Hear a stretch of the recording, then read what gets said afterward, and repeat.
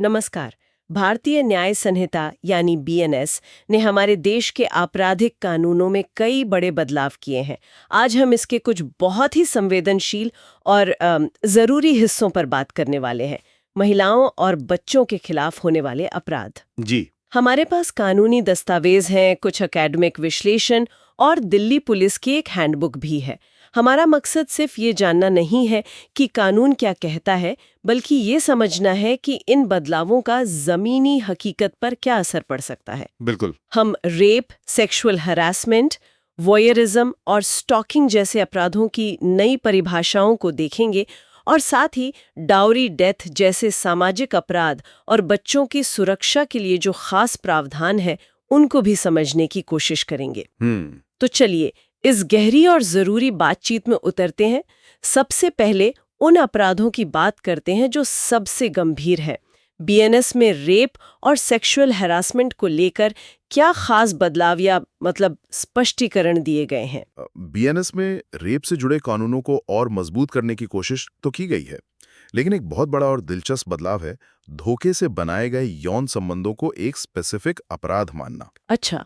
मैं बात कर रहा हूँ डिसीटफुल मीन्स की, खासकर शादी का झूठा वादा करके बनाए गए संबंधों की। एक मिनट, ये तो बहुत बड़ा बदलाव है।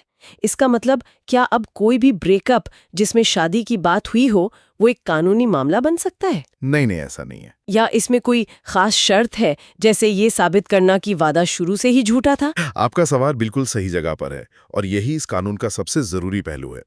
कानून ये नहीं कहता कि हर टूटा हुआ रिश्ता अपराध है। इसके लिए ये साबित करना होगा कि जो वादा किया गया था वो शुरू से ही धोखा देने के इरादे से किया गया था। अच्छा। ये इसलिए महत्वपूर्ण है क्योंकि ये कानून अब मान रहा है कि सहमति मतलब कंसेंट सिर्फ हाँ या ना नहीं है। सही बात है। अगर सहमति धोखे से ली गई है तो वो असली सहमति नहीं मानी जाएगी।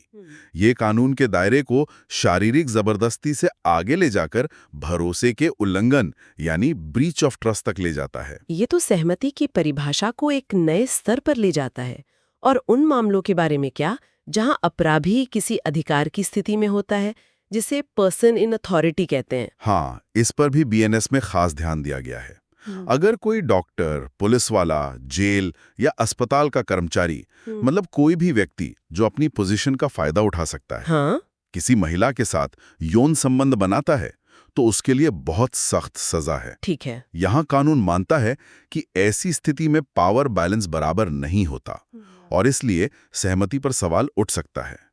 इसी तरह गैंग रेप जैसे अपराधों के लिए भी सजा को और कड़ा किया गया है। ठीक है। अब अगर सेक्सुअल हरासमेंट यानी यौन उत्पीड़न की बात करें तो क्या बीएनएस में इसकी परिभाषा को और साफ किया गया है? बिल्कुल। बीएनएस में सेक्सुअल हैरेसमेंट की परिभाषा को बहुत साफ कर दिया गया है। अब कानून कहता है कि कुछ खास हरकतें सीधे तौर पर अपराध हैं। जैसे अनवेलकम तरीके से शारीरिक संपर्क बनाना या उसकी कोशिश करना, यौन संबंधों की मांग करना या किसी की मर्जी के खिलाफ उसे पोर्नोग्राफी दिखाना, या सेक्सुअली कलर्ड रिमार्क्स यानी यौन रंजित टिप्पणी करना। ये सब अब स्पष्ट रूप से अपराध के दायरे में आते हैं। हमारे स्रोतों में विशाखा बनाम राजस्थान राज्य मामले का जिक्र भी है। शायद उसी ऐतिहासिक मामले ने इन सब कानूनों की नींव रखी थी, खासकर काम की जगहों पर। जी हाँ, विशाखा गाइडलाइंस ने ही पहली बार भारत में कार्यस्थल पर होने वाले यौन उत्पीड़न को एक गंभीर मुद्दे के तौर पर स्थापित किया था।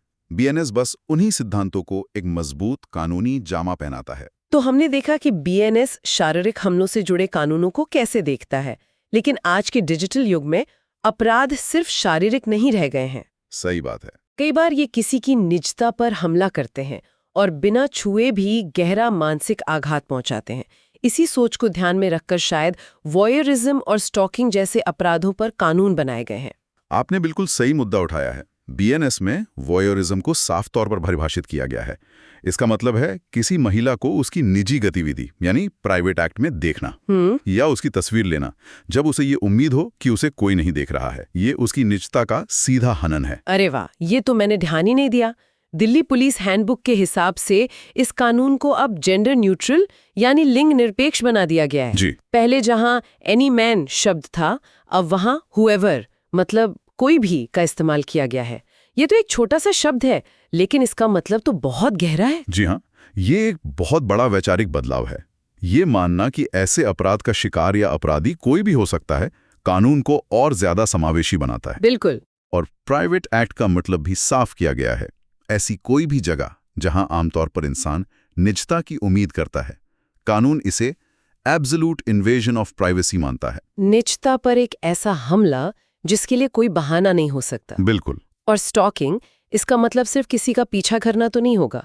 आज के दौर में तो ये और भी जटिल हो गया है। नहीं, इसका दायरा काफी बड़ा है।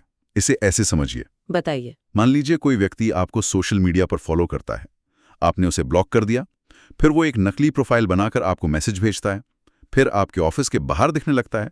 हाँ, ये तो बहुत होता है आजकल। ये सब अलग अलग हरकतें लग सकती हैं, लेकिन बीएनएस के तहत कानून इन सब को एक साथ स्टॉकिंग के एक पैटर्न के तौर पर देखता है। अच्छा। इसके दो मुख्य पहलू हैं।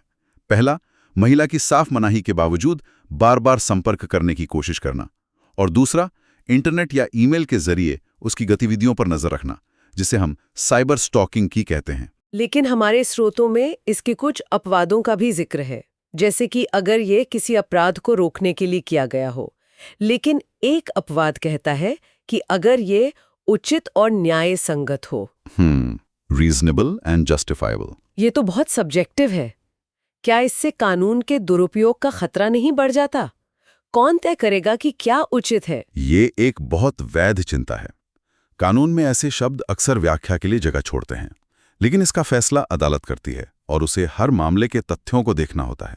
ठीक है। इसका मकसद किसी निजी जासूस या पत्रकार को अपना काम करने से रोकना नहीं है, अगर वो कानून के दायरे में है। पर हाँ, ये साबित करने की जिम्मेदारी उसी व्यक्ति पर होगी जो ये दावा कर रहा है कि उसका पीछा करना उचित था। समझ गई। ये कोई आसान बचाव नहीं है। ये अपराध अक्सर एक व्यक्ति द्वारा दूसरे के खिलाफ किए जाते हैं, लेकिन कुछ अपराध ऐसे हैं जो समाज की गहरे जड़ों से जुड़े हैं। मैं दहेज की बात कर रही हूँ। स्रोतों में डाउरी डेथ का काफी जिक्र है। ये आज भी एक कड़वी हकीकत है। हाँ, और बीएनएस में डाउरी डेथ से जुड़ा कानून बहुत सख्त है। इसके अपराध साबित होने के लिए 3 शर्तें पूरी होनी जरूरी हैं। क्या है वो शर्तें? पहली, महिला की मौत जलने से, शारीरिक चोट से या किसी भी असामान्य परिस्थिति में हुई हो। दूसरी, ये मौत शादी के 7 साल के अंदर हुई हो। और तीसरी, और सबसे जरूरी, ये साबित हो कि मौत से ठीक पहले उसे दहेज के लिए उसके पति या ससुराल वालों द्वारा क्रूरता यानी क्रूल्टी या उत्पीड़न का शिकार बनाया गया था। यहाँ ये मौत से ठीक पहले वाली बात थोड़ी अस्पष्ट लगती है। इसका क्या मतलब है? एक दिन पहले, एक हफ्ते पहले? आपका सवाल बिल्कुल सही है। ये सुनने में थोड़ा अस्पष्ट लगता है। असल में इसका मतलब ये है कि अदालत को ये देखना होता है कि प्रताड़ना और मौत के बीच एक मजबूत और सीधी कड़ी हो। अच्छा, एक डायरेक्ट लिंक। एग्जैक्टली। ऐसा नहीं कि शादी के पहले साल में दहेज मांगा गया और 7वें साल में मौत हुई। कानून ये देखना चाहता है कि मौत से कुछ दिन, हफ्ते या महीने पहले लगातार ऐसा उत्पीड़न हुआ हो जिसने उस दुर्भाग्यपूर्ण घटना को अंजाम दिया। मतलब एक अटूट सिलसिला होना चाहिए। बिल्कुल। और इस स्रोतों में एक और धारा, क्रूएलिटी यानी क्रूरता का भी जिक्र है। ये डाउरी डेथ से कैसे अलग है? क्या ये उसी अपराध का एक छोटा रूप है? आप इसे ऐसे समझ सकते हैं कि क्रूएलिटी अपने आप में एक स्वतंत्र अपराध है, भले ही उसका नतीजा मौत ना हो। अच्छा। इसका मकसद महिलाओं को शादी के बाद होने वाली किसी भी तरह की शारीरिक या मानसिक प्रताड़ना से बचाना है।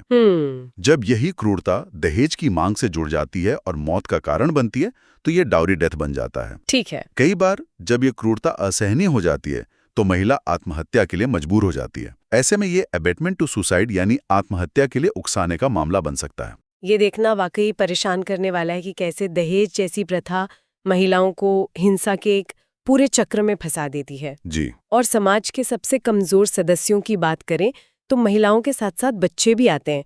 तो बीएनएस में बच्चों की सुरक्षा के लिए क्या खास इंतजाम किए गए हैं? बीएनएस में बच्चों के खिलाफ होने वाले अपराधों के लिए एक पूरा अध्याय समर्पित है। और सबसे पहले ये साफ किया गया है कि चाइल्ड यानी बच्चा कोई भी व्यक्ति है जो 18 साल से कम उम्र का है। ठीक है। इसमें कई तरह के अपराधों को शामिल किया गया है। इसमें सबसे महत्वपूर्ण क्या है? मेरे हिसाब से एक नया प्रावधान बहुत ही महत्वपूर्ण है, hiring a child to commit an offence. किसी बच्चे को अपराध करने के लिए काम पर रखना या इस्तेमाल करना। जी। ये तो बहुत ही दिलचस्प और जरूरी लगता है। इसका मतलब जो बच्चों से चोरी, नशीली दवाओं की तस्करी या कोई और अपराध करवाता है, उसे भी सजा होगी? बिल्कुल, और सजा भी उतनी ही होगी जितनी उस व्यक्ति को मिलती अगर उसने वो अपराध खुद किया होता। वाह, ये एक शानदार कदम है। ये सिर्फ उन लोगों को सजा नहीं देता जो बच्चों को सीधे तौर पर नुकसान पहुंचाते हैं, बल्कि उन्हें भी जो बच्चों के भविष्य को अपराध की दुनिया में धकेलते हैं। ये अपराध के उस चक्र को तोड़ने की कोशिश है जहां बच्चों का इस्तेमाल एक ढाल की तरह किया जाता है। बिल्कुल सही। ये वाकई एक बड़ा कदम है। और कौन से खास प्रावधान है बच्चों के लिए? कुछ और गंभीर अपराध भी शामिल हैं, जैसे एक्सपोजर एंड अबैंडनमेंट, यानी 12 साल से कम उम्र के बच्चे को उसके माता पिता या देखभाल करने वाले द्वारा लावारिस छोड़ देना। ओह! अगर इससे बच्चे की मौत हो जाती है तो ये हत्या का मामला भी बन सकता है। इसके अलावा प्रोक्यूरेशन ऑफ ए चाइल्ड, यानी किसी बच्चे को अवैध यौन गतिविधियों के लिए फुसलाना या मजबूर करना। और किडनैपिंग फॉर स्टीलिंग, जिसका मतलब है किसी 10 साल से कम उम्र के बच्चे का अपहरण करना ताकि उसके पास से कोई कीमती चीज जैसे गहने चुराए जा सकें। ये सब दिखाता है कि कानून बच्चों की हर तरह की कमजोरी को समझता है और उन्हें सुरक्षा देना चाहता है। जी। तो आज हमने भारतीय न्याय संहिता के तहत महिलाओं और बच्चों की सुरक्षा से जुड़े कई महत्वपूर्ण कानूनों को समझा। हमने देखा कि कैसे कानून शारीरिक हमलों से आगे बढ़कर धोखे और भरोसे के उल्लंघन को भी अपराध मान कहा है। कैसे स्टॉकिंग और वॉयरिज्म के जरिए डिजिटल युग की चुनौतियों का सामना करने की कोशिश की गई है। और कैसे दहेज हत्या और बच्चों के इस्तेमाल जैसे सामाजिक अपराधों पर नकेल कसने के लिए कड़े प्रावधान बनाए गए हैं। ये सब कानूनी तौर पर बहुत मजबूत लगता है, लेकिन ये एक बहुत जरूरी सवाल भी खड़ा करता है। क्या? जैसा कि हमारे एक स्रोत में कहा गया है, दहेज हत्या जैसे अपराधों के लिए सख्त कानून तो पहले भी थे, लेकिन सोशल विल यानी सामाजिक इच्छा शक्ति की कमी के कारण उन्हें ठीक से लागू कर पाना ही सबसे बड़ी चुनौती है। हाँ, ये तो है। तो सोचने वाली बात यह है कि बीएनएस के तहत ये व्यापक कानूनी परिभाषाएं एक मजबूत ढांचा तो देती हैं, लेकिन समाज ये कैसे सुनिश्चित करे कि इन कानूनों को लागू करने के लिए जरूरी सामाजिक इच्छा शक्ति पैदा हो। इन कानूनी शब्दों को जमीनी हकीकत में बदलने में हर व्यक्ति की, हमारी और आपकी क्या भूमिका है?